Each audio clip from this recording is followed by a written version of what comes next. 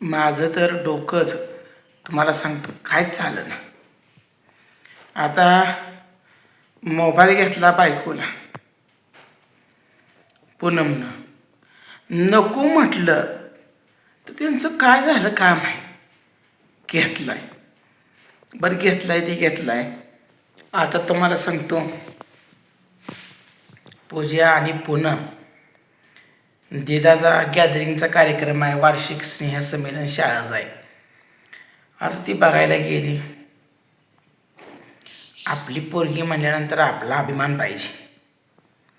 आणि हे निलेश काय करतोय, माझ्याकडे येतोय आणि मला म्हणतोय तुझ्यामुळे हे सगळं झालं. आता मी काय केलं सांगा बरं? मी काय त्यांना मोबाईल घेऊन द्या म्हणलं का नको घेऊ म्हणलं? तुम्हाला सांगतो, मला त्यातलं काहीच माहीत नाही. तुम्हाला सांगतो, माझी मी निवांत आहे. मी ती विषय पण सोडून दिलता. निवांत राहणे, खाणे पिणे. आणि तुम्हाला सांगतो सगळं चांगलं चाललंय. आता दोघी जावा बी चांगल्या राहतील या. उलट चांगलं राहिलेलं चांगलं आहे. कसं आहे माहीत आहे का, एकमेकाची मापा काढून पोट भरत नाही. आता गुन्ह्या गोविंदांना राहतील, एकमेकाला घास खाऊ घालतील, ह्यातच आपला आनंद मानायचा.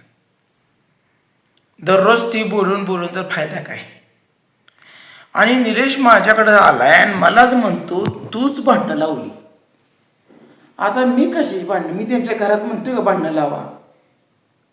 तुम्ही भांडणं खेळा आणि मी बघतो, तमाशा बघत बसतो. कसं आहे, प्रत्येकाला विचार आहेत आणि ते विचारानुसार माणसं राहत असतं. पण ह्याला काय कळतच नाही. कसं आहे माहिती आहे का, आता ती दोघी जण वरची मका म्हणजे शेतातली मोडायला गेलते. मोडायला गेल्यानंतर ती मोडून ठेवून आपलं भरायला रोजगार लावायचं तर सुखाच आहे का सांगा बरं? आज तुम्हाला सांगतो 400 रुपये हजेरी झाली आणि ती पण सकाळची 8ला येते आणि 1ला माघारी जाते. कारण का आता उन्हाळा पडत चाललाय, तेवढ्यात काय होतंय का? नाही. बरं जुंधळं होतं पाहता, मला बी तुम्हाला सांगतो काम होतं. कारण का म्हैस आजारी पडली होती, त्याला औषधं पाणी करावं लागते ती. त्यामुळं मी काय तुम्हाला सांगतो गेलोच नाही. आणि पहिली गेलेली म्हैस होती ती मी पण रानात घेऊन जातोय, त्यामुळे त्यांनी काढला असेल आता हजेरीत बाया लावून. पण मका आपण म्हणलं तर घरच्या घरी मोडावं म्हणून ती गेली तुम्हाला सांगतो. तर ह्यानं तत्नं ताणून लावली. म्हणला माझी मी मोडणार आहे आणि माझीच माग आहे. आता काय बोलायचं. आल्या ती माघारी, अजून ती कळंगून गेले बघा, कळंगून गेलंय, पाक पाला वाळायला लागलाय. तरी सुद्धा ह्याला काय कळ. कसं असतं माहिती आहे का, आता त्याची कणस वरनं पाला पांढरा झाला की मका म्हणायचं काढायला आली. कारण का कणस वाळून गेल्यानंतर मका काढायला आली म्हणायचं. बरोबर आहे का नाही? तरी सुद्धा त्याला काय मका काढायची नाही. आता म्हणतो माझं रानात कुजून जाऊ दे. आता रानात कुजवून जाऊन घालवायचं कसं? बियाच्या पिशव्या आणले त्या, ते काही फुकट आणले त्या सांगा बरं? त्याला बी पैसा दिलेला असतो. तरी सुद्धा तुम्हाला सांगतो ह्याला काय कळणच झालं. आता कुठंपर्यंत सांगायचं? मी आतापर्यंत काय बोललो नाही. मी आपला गप बसतोय. पण सकाळी आले माझ्याकडं आणि मला म्हणते तुझ्या अंगात बोंब आहे. आता मी जसं पैसे येतील तसं त्याला पैसे देऊन टाकतो मी. काय करायचं? लोकांचं पैसे खाऊन चालतंय का सांगा बरं? बरं लोकांचं ती लोकांचं कधी तर देणं आहे. आता उशाला आपल्याला देणं आहे म्हणल्यानंतर लोकांचं दिलं पाहिजे. असं किती दिवस गप्प बसायचं? एक ना एक दिवस देऊ लागते. पण माझं आत्ताच्या आत्ता दी म्हणते. आता लगेच असते काय, आज पत्र ग बसला मी टप्प्याटप्प्याने तुझं देतोयच, तरी बी त्याला काही नाही. मला फक्त नुसतं डिवचतंय, माझं नुसतं मेंदू खवून सोडतंय. काय करायचं? एकाला दोघं असलं म्हणजे तुम्हाला तो कामं होती. बरं आता ती मोडून झालं असतं, पेंड्या बांधून लगेच, त्याला काय पेंड्या बांधा येत नाही.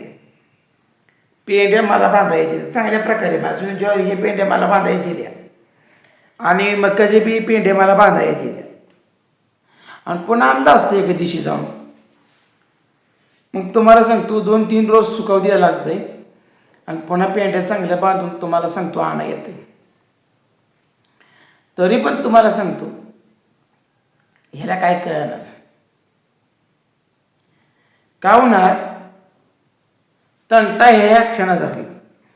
आता त्या नवरा बायको जरी घेतला असता, मी त्याला म्हणलं का पैसे देतो तुझं, उगा येड्यावर करू नको, असं मोबाईल घेतला आहे घेऊ दे, दिलाय जावला म्हणले असू दे. पण ह्याला काय दम, ही म्हणतोय आमच्या घरात तो भांडणं लावली. आता मी तुझ्या घरात भांडणं लावायला तू का? आता काय झालं तुमच्या दोघींचं हे मला काय माहीत नाही. आणि ही माझ्यावर तुम्हाला सांगतो टिपूरान दे. ह्याला कसलं मॅनर्स नाहीत, आणि काय ना काय मुद्दाम घरात भांडणं काढते. पण असं म्हणू ना, तुझ्या बायकोला मोबाईल मी घेऊन दिलाय, माझ्या बायकोनं माझं पैसे दे, प्रश्न मिटला. घरात भांडणंच लावली म्हणते. आता तुझ्या घरात नवरा बायकोची तुमच्या भांडणं लावून मला काय मिळणार आहे? का मला 4-5 लाख रुपये मिळणार आहे तर का काय? कसं असतं माहिती आहे का, भावाचं गावाचं आणि देवाचं खाल्लं की ती माणसाला कुठल्याच पचत नसते. ही काळ्या दगडावरची पांढरी आहे. आपण बघतोय समाजात काय चाललंय. ह्याला काय वाटतंय, आणि त्याला अजून म्हणलं का जेव, भाकरी केलंय, वांग्याचं कालवण केलंय, मस्तपैकी खा म्हणलं, मला तुझं खायचं नाही म्हणते. अरे किती दिवस तू मकाची कणसं खाऊन जगणार आहे? हा, खा म्हणलं ना का खा. मी लगा जेवायचं म्हणतोय, खाजा म्हणतोय हाय घरात, तरी बी ती येत नाही. मग आता मला सांगा, मला टेन्शन येईल का नाही सांगा. तुमचं दोघाचं भांडण तकडं ठेवा, खाऊन पिऊन निवांत राहा, पण उगाच काय किरकिर करू नका, मला टेन्शन काय देऊ नका. मी तर आधी कोणाच्या मध्ये नसतोयच, आणि मला खरं म्हणलं तर कुठल्याच गोष्टीची हाव नाही. ना पैशाची हाव नाही, ना मला कपड्याची हौस नाही, मला कुठे फिरायला जायचं म्हटलं तरी मला कुठल्याही प्रकारची हौस नाही.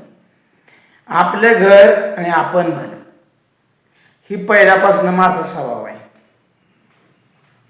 आणि ही मधनं उगाच माझ्याच मागे लागेल.